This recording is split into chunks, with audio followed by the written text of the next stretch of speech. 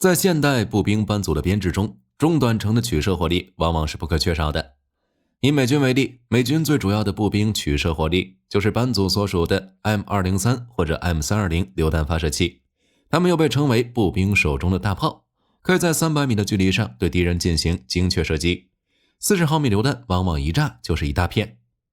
不过，这种榴弹发射器的使用也并不绝对，虽然北约各国往往都和美军一样注重榴弹发射器的使用，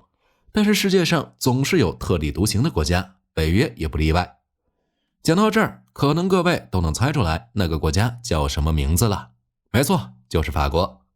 在法军中，由于主战的 FA、MASF1 和 G2 的原因，他们往往无法安装下挂榴弹发射器，而法军也没有研发自己的独立榴弹发射器。那法军步兵班的取射火力究竟是靠什么来实现的呢？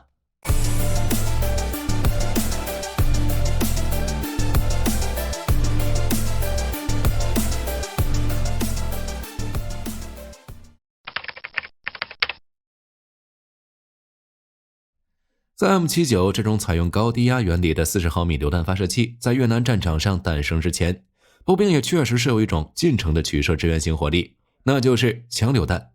枪榴弹又称为步枪榴弹，它的发射原理非常简单，就是使用步枪空包弹的发射药将安装在枪口前端的战斗部打向目标。在二战时期，枪榴弹就有着非常丰富的种类和非常广泛的使用，比如美军使用的枪榴弹被称为 M7 榴弹发射器，有反装甲 M9 破甲榴弹和反人员 M17 破片榴弹两种配置，套在 M1 加兰德半自动步枪上，用空包弹进行发射。由于 M17 破片榴弹触发引信存在，软地面无法引爆的问题，设计师们又开发了 M1 榴弹适配器，可以将 MK2 防御型破片手榴弹转化为一枚威力十足的枪榴弹，从而增加可靠性以及弹药通用性。除了美军的 M7、M8 枪榴弹之外，二战中还有德军的42型榴弹发射器，以及意大利的 M28 枪挂式榴弹发射器等典型代表。不过，除了枪榴弹以外，在太平洋彼岸还有一种将爆炸物远程投射的方法，那就是二战时期日本使用的掷弹筒。比如说，二战日军经常使用的89式掷弹筒，就可以使用步兵常用的手榴弹，在熟练射手的操控下，有效射程可以达到400米。无独有偶，喜欢掷弹筒这条路线的还有苏联。不过苏军使用的并不被称为是掷弹筒，而是被称为轻型迫击炮。苏军认为这种使用37毫米榴弹的发射器是一种迫击炮的减重型号，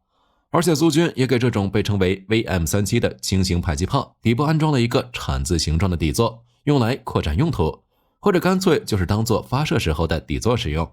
从以上各国陆军怎么将高爆破片弹药打出去的发展路线中，我们可以发现基本上是遵循着这两种路线，即步枪上就可以使用的，还有一种是必须拿个单独发射器的。不过这里面也有很大的门道，我们一会儿再聊。虽然在二战中法军的名声不太好，但是法军在二战前可是妥妥的军事科技先锋，在如何把高爆破片弹药打出去的尝试中也不例外。比如法国早在1916年就开发出了一款枪口式枪榴弹，这款枪榴弹以发明者维文·贝希尔的名字命名，被称为 VB 枪榴弹。乍一看，这种枪榴弹并没有什么特殊设计，但是它却是人类历史上最早允许使用实弹发射枪榴弹的尝试之一。在现代的枪榴弹上，想要不使用空包弹夹来发射枪榴弹，一般是通过一个被称为浮弹器的结构，在枪榴弹尾部拦截弹头。而 VB 枪榴弹并没有采用这种结构，它采用了特殊的中空榴弹设计，在使用实弹开火后，枪头会从榴弹中间的空隙飞出去。当然，这是1916年的事情了。等到了二战爆发后，法国的科技发展因为维希政府的投降而陷入了停滞。等到了他们想要为自己手上的 MAS-36 步枪配置一款枪榴弹的时候，时间就已经来到了二战结束之后。法军急匆匆地为自己的 MAS-36 步枪开发了被称为 MAS-36 LG48 的一款改型，可以发射法军的48毫米枪榴弹。正如法国人轻骑的 VB 枪榴弹的脑洞一样， MAS-36 LG48 也有一个特殊能力，那就是它可以调整自身的射程。这个方法十分奇特，那就是当枪榴弹完全插入枪管时，这时是枪榴弹的最大射程，而当你向外拔出枪榴弹时，这时枪榴弹的射程会逐渐缩小。这个设计，火力军对此评价为设计师的脑洞和威避榴弹的弹洞有得一拼了。当法军已经使用上自己二战后第一款枪榴弹时，时间已经来到了20世纪50年代。此时北约成立，作为一个军事同盟组织，急需在各个标准上逐渐统一，才能让各国的武器弹药开始通用。所以为了顺应这个潮流，外加法军自己的48毫米的枪榴弹确实不太好用，为此法军又给 MAS-36 动了一刀，将原来的48毫米枪榴弹发射器改为了北约标准的22毫米枪榴弹发射器。这个发射器的原型各位也很熟悉，就是我们在之前介绍过的美军 M1 加兰德所使用的 M7 榴弹发射器的规格。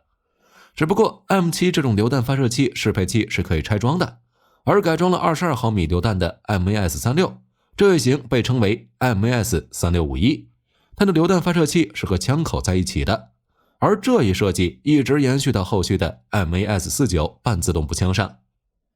而后续的故事就是本频道说了很多次的那个经典故事。越战爆发，美军大兵们发现自己的迫击炮在丛林里最短也就打600米，根本打不了面前的目标。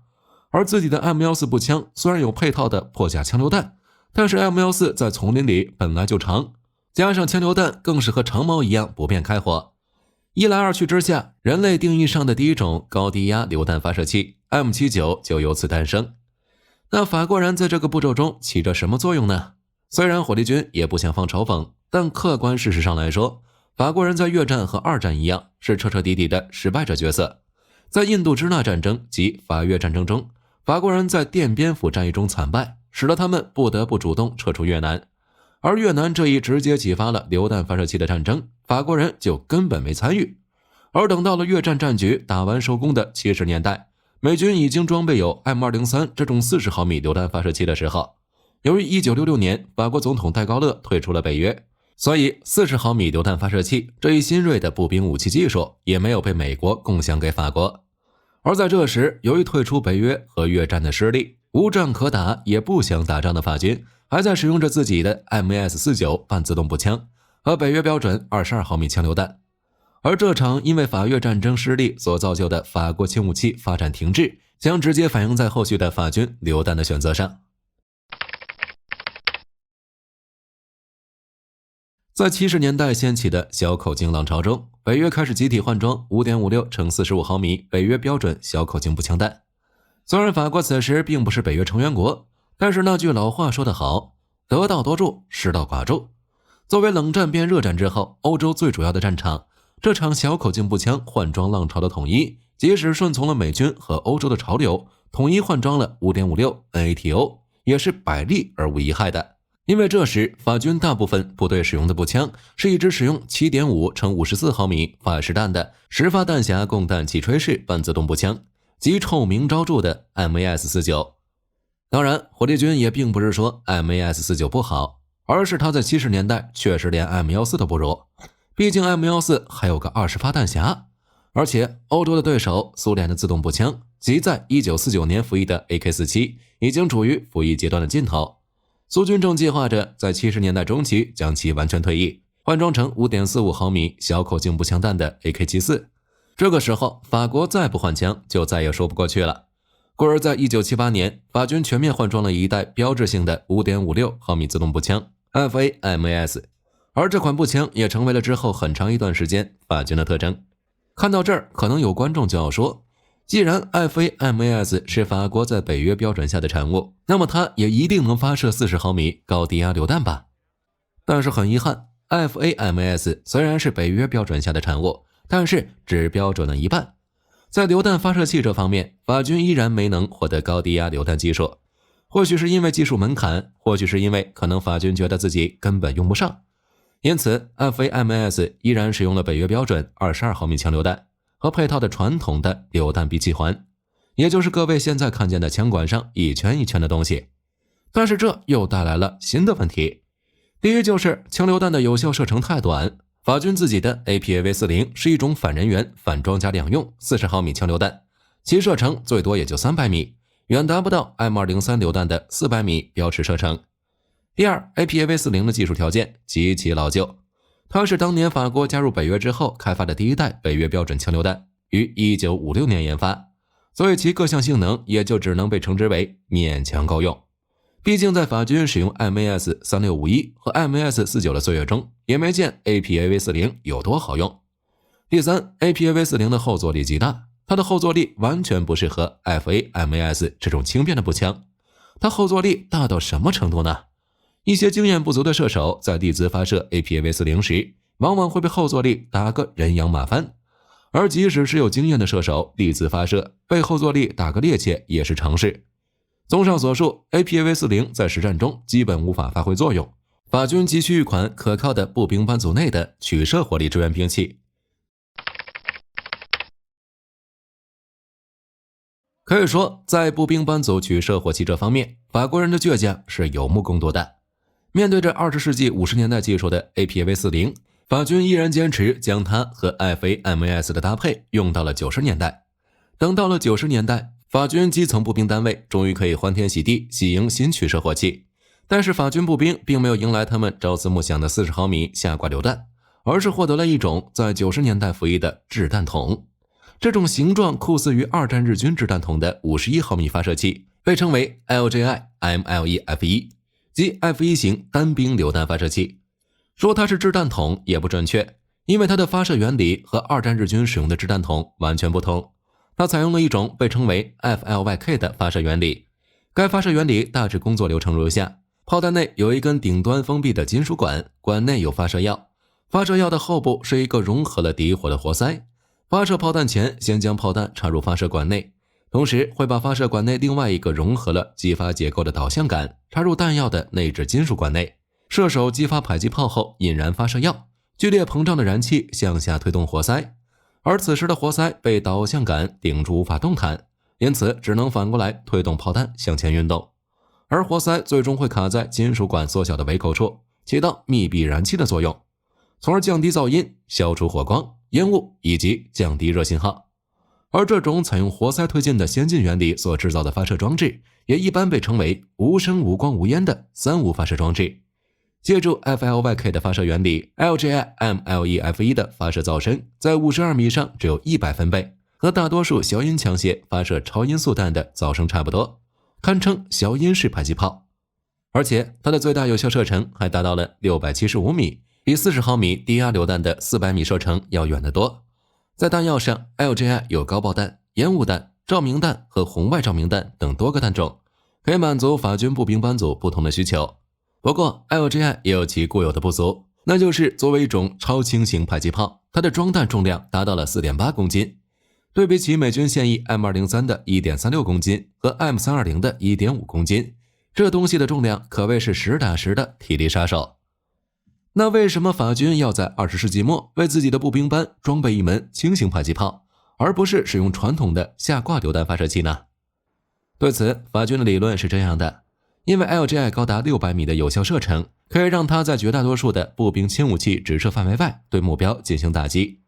而且这个东西并不是一种杀伤性弹药发射器，而是一种烟雾筒子，和英军排级用来发射烟雾弹和照明弹的2英寸轻型迫击炮用法基本一样。当法军步兵班需要进攻一个典型的掩体时， LJI 射手就可以找一个子弹无法直射的掩体，在掩体后安安稳稳测距瞄准，用烟雾掩护己方单位，或者使用高爆弹杀伤敌军。而如果是下挂榴弹射手的话，那么他就需要一边跟随步兵分队冲击目标，一边躲避敌人的枪林弹雨，一边手忙脚乱打出烟雾弹或是榴弹。法军认为这样的战斗毫无效率可言，所以这是法军铁了心要在90年代上马一个步兵班级轻迫击炮的最主要原因。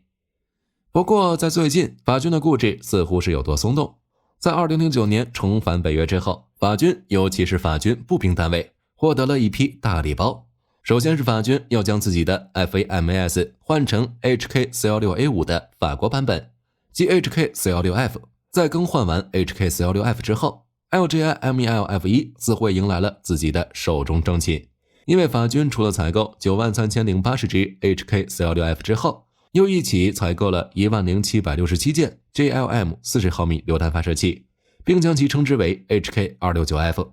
似乎法军也要在60年之后全面拥抱40毫米低压榴弹的遍地了。而 LGI MELF1 这种90年代的超轻迫击炮究竟会获得怎样的后续？也请各位跟随火力军持续关注。好了，这就是本期视频的全部内容。如果各位还有什么要补充的，欢迎在评论区和大家一起讨论。我是火力军，咱们下期视频见。